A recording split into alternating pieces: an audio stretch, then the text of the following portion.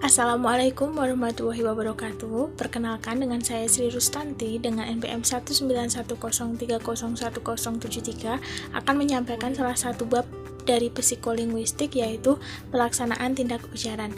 Mari kita simak bersama-sama bab pelaksanaan tindak ujaran tersebut. Pelaksanaan tindak ujar merupakan komprehensi yang kedua setelah kita memahami bunyi ujaran yang didengarkan.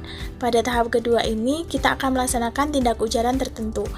Dapat kita pahami bahwasanya tidak semua kalimat itu mengakibatkan atau mengandung tindak ujaran. Seperti contoh halnya kalimat yang pertama, masyarakat Desa Rejosari sedang mengadakan penghijauan di masing-masing lahan kosong milik warga. Nah, di sini termasuk kalimat deklaratif sehingga tidak menimbulkan tindakan ujaran.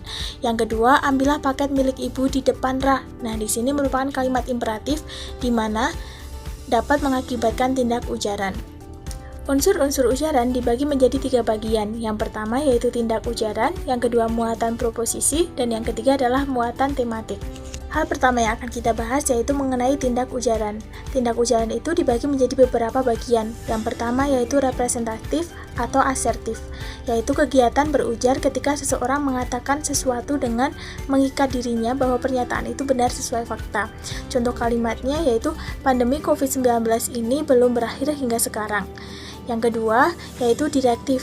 Direktif merupakan ujaran yang bersifat menyuruh atau melarang seseorang untuk melakukan sesuatu. Contoh kalimatnya, dilarang membuat keributan di perpustakaan. Kemudian yang ketiga, yaitu komisif.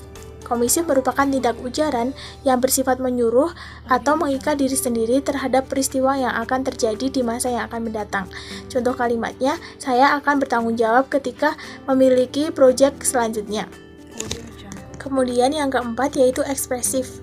Ekspresif merupakan tindak ujaran yang menyatakan perasaan, pikiran, kondisi psikologi seseorang. Contoh kalimatnya yaitu saya merasa bersemangat hari ini. Kemudian yang kelima atau yang terakhir yaitu deklaratif, yaitu ujaran yang memiliki syarat, yaitu penutur harus memiliki wewenang dan disampaikan pada waktu yang tepat. Contohnya, saya menyatakan Anda dihukum 12 tahun penjara.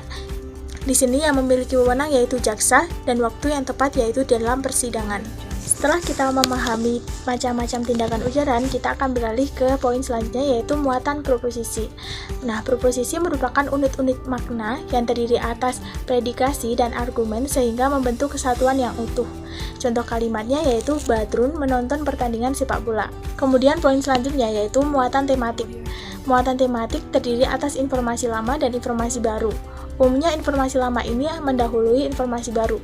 Contoh kalimatnya, Anita dirawat di rumah sakit sekarang. Nah, Anita di sini merupakan informasi lama karena pendengar sudah mengetahui bahwasanya anak itu bernama Anita. Yang kemudian dirawat di rumah sakit sekarang merupakan informasi baru karena hal itu baru terjadi. Setelah kita mempelajari tentang unsur-unsur ujaran, kita akan beralih ke poin selanjutnya yaitu pelaksanaan ujaran tak langsung. Ujaran tak langsung adalah kondisi di mana motivasi atau tujuan penutur dalam ujaran berbeda dengan kalimat yang digunakan. Contoh kalimatnya bisa dapat bersistem, memiliki tujuan imperatif atau menyuruh, namun disampaikan dengan kalimat deklaratif atau interrogatif. Contoh kalimatnya yaitu yang pertama, ruangan ini terasa panas ya, merupakan kalimat deklaratif yang mengandung atau memiliki maksud imperatif atau menyuruh untuk menghidupkan AC atau kipas angin. Kemudian yang kedua yaitu apakah ruangan ini ada kipas angin? Nah, di sini berbentuk kalimat interrogatif yang memiliki maksud imperatif untuk menghidupkan kipas angin. Kemudian poin terakhir dari pembahasan ini yaitu prinsip kerjasama atau kooperatif. Prinsip ini menyatakan bahwa tindak komunikasi harus diwujudkan dalam kerjasama. Dengan kata lain, partisipan yang terlibat dalam tindak komunikasi harus bekerja sama untuk mencapai tujuan dan komunikasi, sehingga komunikasi dapat mengakibatkan suatu pemahaman yang sama antara penutur dengan pendengar. Prinsip dari kerjasama ini dibagi menjadi 4 bagian, yaitu yang pertama, yaitu maksim kuantitas. Aturan di dalam maksim kuantitas ini, para peserta tutur harus memberikan informasi yang cukup, tidak boleh kurang dan tidak boleh lebih. Kemudian yang kedua, yaitu maksim kualitas. Maksim kualitas ini mengangkat aturan atau memberi aturan bahwasanya para peserta tutur harus memberikan informasi yang benar. Harus benar sesuai fakta. Kemudian yang ketiga, yaitu maksim hubungan. Aturan dalam maksim hubungan ini yaitu para peserta tutur harus memberikan ujaran yang relevan, tidak boleh mengangkat hal yang sudah basi untuk diperbincangkan ataupun sudah tidak lazim untuk diperbincangkan. Kemudian yang keempat yaitu maksim cara, di mana aturan yang diangkat yaitu para peserta tutur harus melakukan ujaran dengan tindakan yang singkat, padat, dan jelas. Demikian penyampaian materi tentang pelaksanaan tindak ujaran.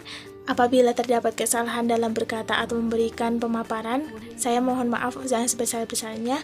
Wabillahi taufiq wal hidayah. Wassalamualaikum warahmatullahi wabarakatuh.